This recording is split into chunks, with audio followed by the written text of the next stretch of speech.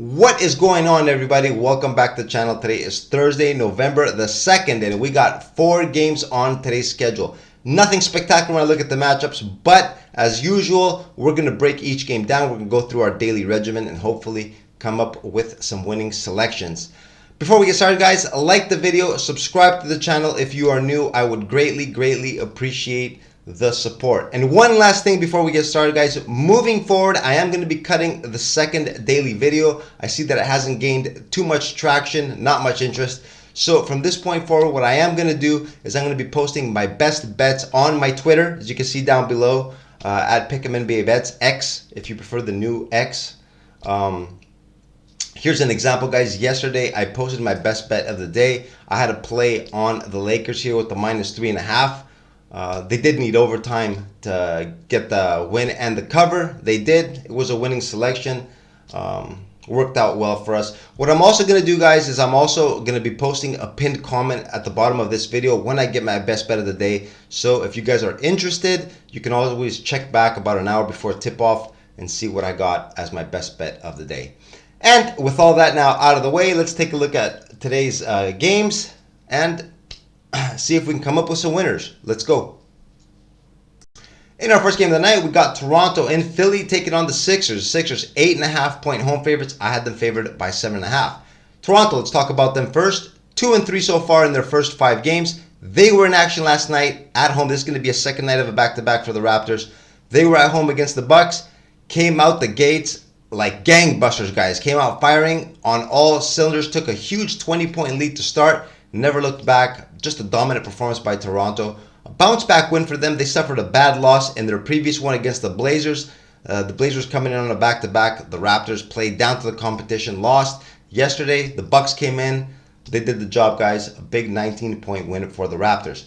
The Sixers, so far on their season, they are 2-1. This is going to be their 4th game. They lost their opener to Milwaukee by a point. Bounced back the next couple of games. They played against the Raptors just a few days ago, won in Toronto by 7. In their last game, a huge blowout win against the Portland Trailblazers. They are 2-1 on the season. We all know James Harden, guys, moved on, got traded to the Clippers. I think the new guys are going to be in the lineup today. Everyone except Nicholas Batum, which means KJ Martin, and Robert Covington, which is his second stint with the Sixers, back with the team after a few years. They should be in the lineup. Now, in this game, guys, 8.5 points. It is a little high. Toronto is on the second night of back-to-back.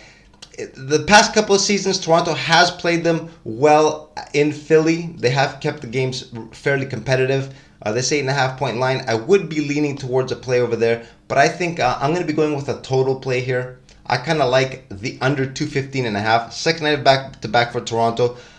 I don't think they're going to be scoring 130 points every night like they did yesterday. Remember, in the first 4 games of their season, they were all very low scoring. I think they're going to try to keep the game low scoring if they're going to have an opportunity. I would lean possibly on a play with the plus 8.5, but I really like this under 215.5 for the whole game. I think this is going to be a low scoring affair. And in our second game of the night, we got the Detroit Pistons in New Orleans taking on the Pelicans. The Pelicans currently 7.5-point home favorites. I also had them favored by 7.5. Line is accurate according to my estimate. First, let's talk about the Pistons. 2-3 in their first 5. They started out very well, guys, in their first 3. Were 2-1 in the first game, very competitive. Only lost by a point at Miami. But the last 2, guys, they've looked a little shaky. Looks like a possible downtrend could be in the works for the Pistons. They were in action last night at home against the Trailblazers.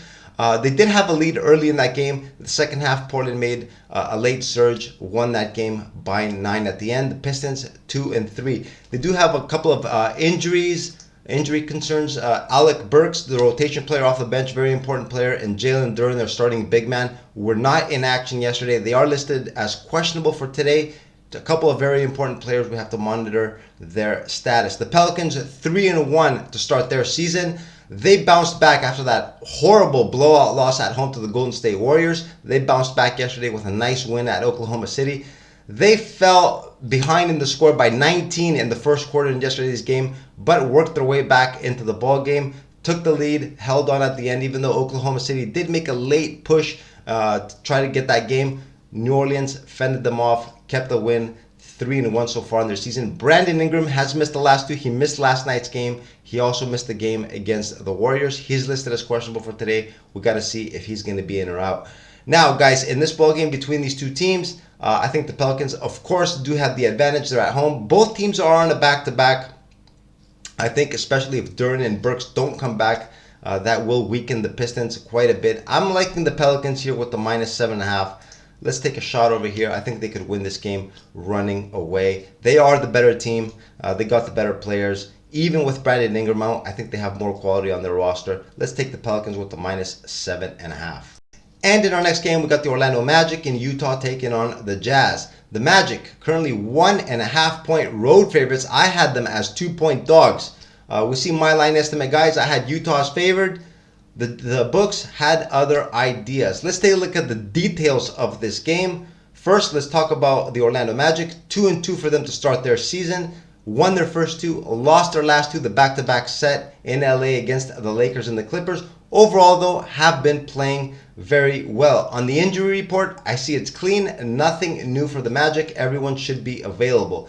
The Jazz, 2-3 so far on their season. They were in action last night at home against Memphis. A big blowout wire-to-wire win for the Utah Jazz, who have had a pretty tough schedule so far, guys. This 2-3 record might not be as bad as it looks so far.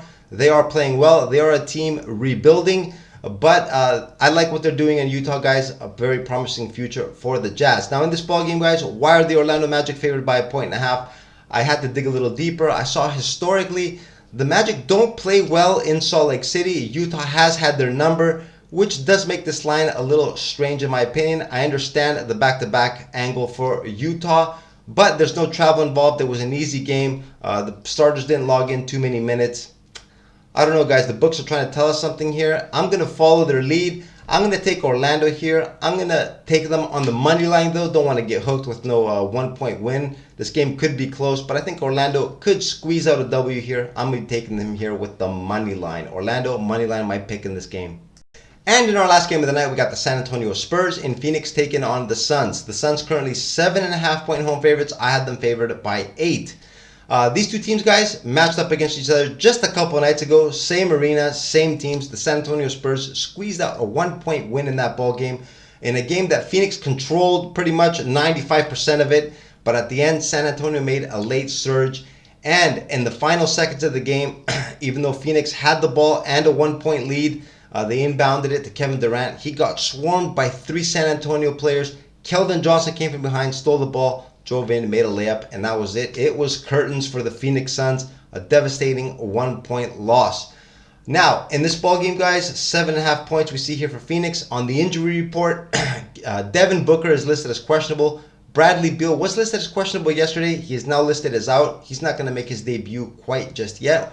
We got to monitor the situation with Devin Booker.